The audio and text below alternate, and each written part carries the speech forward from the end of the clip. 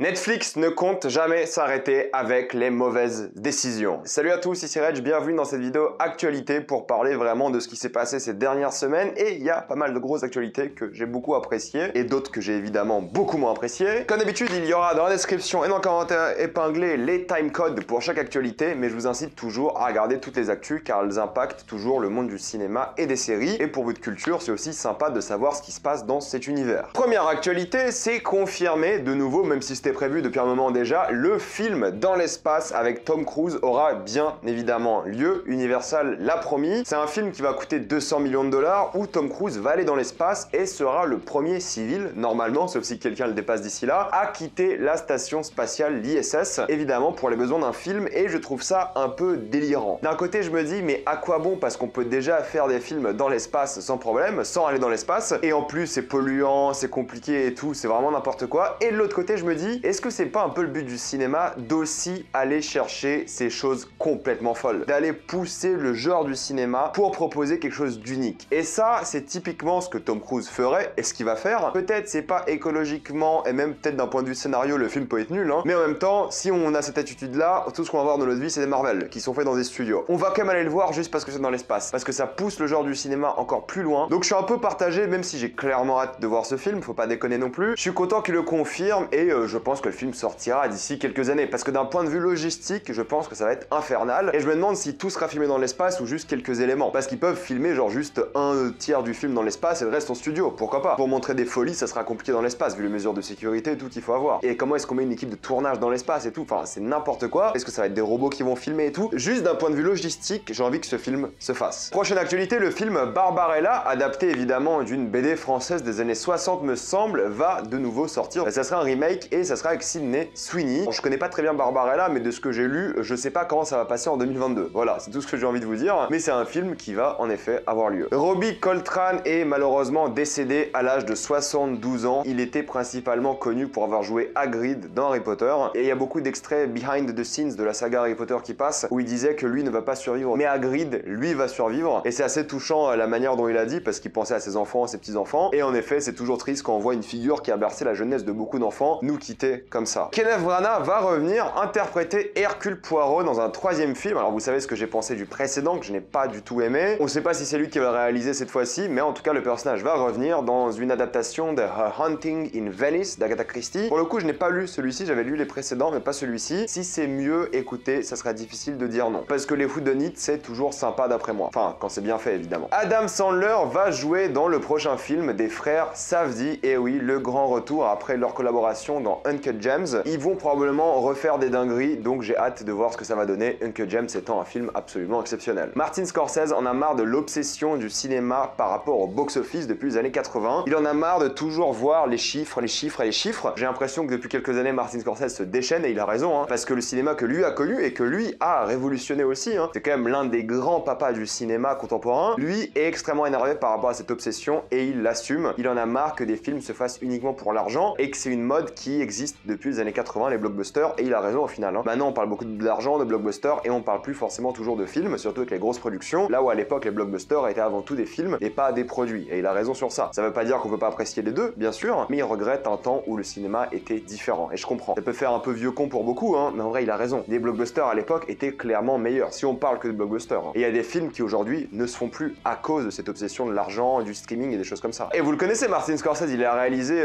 un film que je trouve vraiment très cool, Gangs of New York, et une série sera produite et il va réaliser les 2 premiers épisodes. S'il est derrière la série en tant que producteur et réalisateur, ça peut être très sympa, et c'est un univers que je pense va être assez excitant à voir en série, parce que l'univers du film était d'après moi très cool. Carpenter a dit qu'il adorerait faire un film Dead Space. Pour ceux qui ne le savent pas, Carpenter est un grand fan de jeux vidéo, surtout de jeux vidéo d'horreur. Il parle souvent sur les réseaux de jeux vidéo et il aimerait faire un jeu vidéo Dead Space. Il a dit qu'il le ferait parfaitement. Electronic Arts, s'il vous plaît, écoutez-moi bien. J'ai fait tous les Dead Space, je connais très bien, j'ai hâte de jouer à Callisto Protocol, je sais que c'est pas Dead Space mais quand même, c'est la même équipe qui a fait Dead Space, donc j'ai hâte de jouer au jeu. Profitez du fait que Carpenter soit encore en forme pour faire des films, il est plus tout jeune, c'est la vérité. Profitez du fait qu'il soit fan de votre jeu vidéo, donnez-lui de la thune et faites ce film. C'est tout, ça s'arrête là. Dead Space est clairement inspiré des films de Carpenter, clairement, l'exemple le plus flagrant, The Thing. Donc donnez-lui l'argent et laissez-le faire ce film, bordel. Faut juste des couloirs et un vaisseau spatial. Allez, 30 millions, il peut vous faire un chef-d'œuvre. S'il vous plaît, faites ça, s'il vous plaît. Park Chan-wook, qui a récemment sorti Decision to Live, l'excellent Decision to Live si je peux préciser, a dit qu'il a envie de faire des films avec moins de sexe et moins de violence pour que plus de personnes le regardent. Il disait ça au passé, en mode Decision to Live, il n'y a pas de sexe et pas de violence. On n'a pas vu le même film. Il y a quand même pas mal de violence dans le film, et même s'il n'y a pas de sexe à vrai dire, il y a quand même une tension sexuelle, et c'est un thriller, je dirais, sexuel, ou en tout cas érotique à certains moments. Donc je sais pas ce qu'il voulait dire par là, mais en tout cas c'est par Chanouk, du coup on va s'enchaîner tous ces films, évidemment. Quelques bandes annonces, Enola Holmes 2 a l'air sympathique, voilà, c'est un film assez cool, dans la lignée du premier, on en parlera sur la chaîne. Spirited, aucune envie de voir ça, ok, même si le casting peut être très cool, j'ai aucune envie de voir ça. Et Mercredi a l'air très bien aussi, donc ça j'ai pour le coup assez hâte de le voir. Quelques news Disney, The Kingdom of the Planet of the Apes, la suite de la trilogie La Planète des Singes récente, a commencé son tournage en Australie. Je pense que du coup le film sortira dans 2 bonnes années, et j'ai quand même assez hâte de voir ce qu'ils vont faire avec. Je vous ai parlé la semaine dernière, ou je crois il y a 2 semaines, de tous les problèmes par rapport au film Blade. Ils ont perdu le réalisateur, le scénario était à chier, il fallait le refaire. Et bien le film a été décalé d'1 an parce qu'il devait sortir en novembre 2023. Il a été décalé à septembre 2024, et c'est tout à fait compréhensible. Au final, ils allaient jamais faire un film en 1 an, ce n'est pas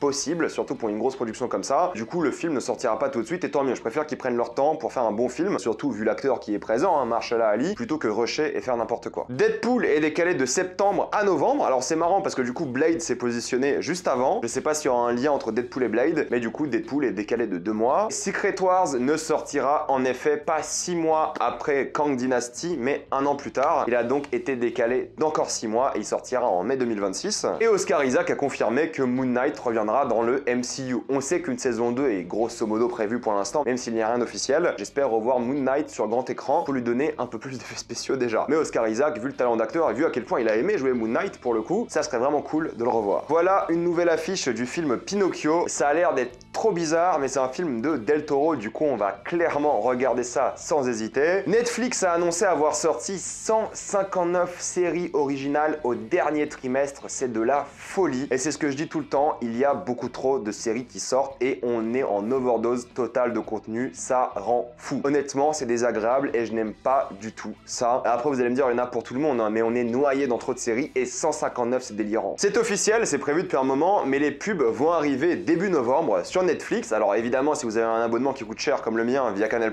ou même individuel de Netflix, vous n'allez pas être impacté, vous n'aurez pas de pub, mais une offre avec pub va sortir début novembre pour 5,99 par mois, et le détail est assez catastrophique d'après moi. Alors à l'époque, l'offre minimum pour le contenu de Netflix était 480p. C'était même pas de la HD, c'est du foutage de gueule. Maintenant, il passe à 720p. C'est même pas de l'Ultra HD, c'est de la HD normale. 720p, c'est honteux. Et ce qui est surtout honteux, c'est le fait que tous les concurrents proposent de la 4K au tarif minimum, sauf Netflix. L'offre avec pub, vous êtes à 720p, donc à peine en HD, ce qui est honteux d'après moi. Pas de téléchargement hors ligne, évidemment, c'est trop simple, et sinon, et pas tous les contenus seront disponibles. Il n'y a pas beaucoup d'informations de ce point de vue-là. On sait pas exactement ce que ça veut dire. Peut-être ils vont pas sortir certaines séries phares à cet abonnement-là pour les réserver aux abonnements les plus chers, et je trouve ça aussi honteux, si c'est le cas, mais on n'a pas trop de détails sur ça. Mais la chose la plus dingue, c'est qu'en effet, il y aura donc des pubs, non pas sur la plateforme quand vous naviguez, hein, mais pendant évidemment votre visionnage des séries et des films, il y aura 4 à 5 minutes de pub par heure de contenu. Donc si vous regardez un épisode d'une série d'1 heure, vous allez avoir 5 minutes de pub. Comment gâcher votre série, évidemment, et ça va ruiner votre immersion, ça va être catastrophique, et on est retourné sur la télé, voilà, avec des pubs à la con partout. Mais normalement, la télé, t'avais des pubs uniquement sur les chaînes que tu ne payais pas. Canal, il n'y avait pas de pub parce que tu payais Canal. Là, tu vas payer et avoir des pubs. Moi, je paye mes plateformes de streaming pour ne pas avoir de pub. Ça va gâcher l'immersion de plein de gens. Il y a plein de gens qui vont regarder des séries de fous, et en plus, après, ils vont dire c'est pas terrible parce qu'ils ont eu 5 minutes de coupure pub pendant 1 heure. Putain, la folie, quoi. Je ne comprends pas comment c'est possible d'accepter ça. Le pire, c'est que HBO Max le fait déjà, si je dis pas de bêtises, et ils ont dit aux États-Unis que c'est l'offre la plus populaire. C'est bien pour les gens qui ont pas d'argent, je suis d'accord. Honnêtement, à ce stade-là, j'ai pas envie de vous inciter à le faire parce que c'est illégal, mais entre payer 6 € par mois et avoir des pubs, 5 minutes de pub par heure, ou pirater, pour moi, le choix est vite fait. Voilà, je vous dis ça, je dis rien, parce que pour moi, c'est pas possible de regarder du contenu avec des pubs et payer en même temps, quoi. Je trouve que c'est une hérésie totale, je trouve que c'est honteux, et c'est un truc qui me dégoûte. Chacun fait ce qu'il veut, mais moi, jamais de la vie, je ne pourrais faire ça. Honnêtement, je trouve ça ingrat et c'est catastrophique. 5 minutes de pub, quoi. Vous vous rendez compte, en 1 heure de contenu. Je préfère payer plus cher et pas avoir de pub, mais voilà, chacun son avis. Je trouve ça catastrophique, c'est la vérité. La série de Penguin, je crois, qui n'a pas encore commencé son tournage, va avoir lieu une semaine après les événements de The Batman. La ville sera encore inondée. J'ai assez hâte de voir cette série car évidemment HBO, et je pense que ça peut être intéressant, surtout parce que j'aime beaucoup Colin Farrell dans le rôle. Paddy Considine, après son interprétation de Viserys dans la série House of the Dragon, a reçu un message de George R.R. Martin lui disant que le Viserys de George R.R. Martin était moins bien que celui de Paddy. Évidemment, tout le monde a été scotché par le dernier épisode de House of the Dragon, tout le monde a adoré sa performance et il nous a donné l'une des meilleures scènes de la saga. Et pour finir, Bella Ramsey, qui va donc jouer Ellie dans The Last of Us, la série HBO, n'a pas eu le droit de jouer aux jeux vidéo et j'aime beaucoup. Pedro Pascal non plus n'y a pas joué et j'ai envie de vous dire tant mieux. En tant qu'acteur, c'est bien mieux de ne pas avoir cette inspiration-là, surtout qu'il faut faire votre version des personnages plutôt qu'imiter la version des jeux qui est déjà impeccable. Donc je suis bien content qu'on les conseillait de ne pas faire les jeux. Je vais m'arrêter là, mettez-moi dans les commentaires ce que vous pensez de toutes ces actualités, tout ça dans les commentaires. Comme d'habitude, pensez à vous abonner à la chaîne pour plus de vidéos, mettez un j'aime, ça aide beaucoup la chaîne, suivez-moi sur tous mes réseaux et moi je vous dis à la prochaine fois. Salut à tous.